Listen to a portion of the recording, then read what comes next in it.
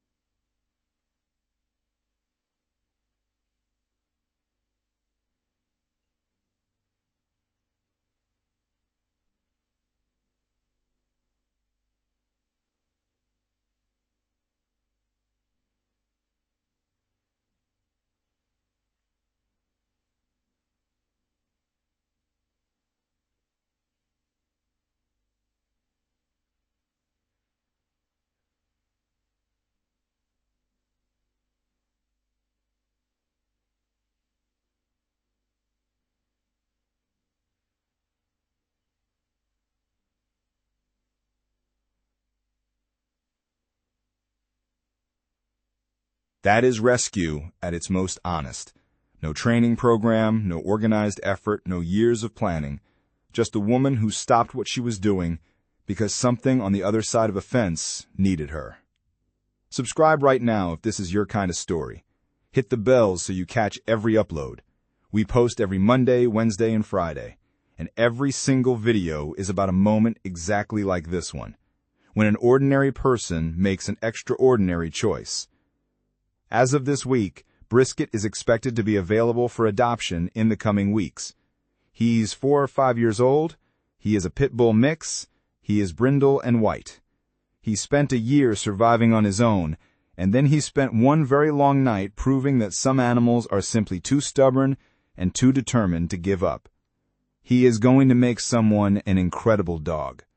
The firefighters who pulled him out covered the well entrance with an old wooden fence before they left, so no other animal would fall in the same way. A small thing, a practical thing, but also a kind of hope. The idea that this one rescue might protect the next animal who comes wandering through that yard in the dark. That is the thing about rescue. It does not stop at the one.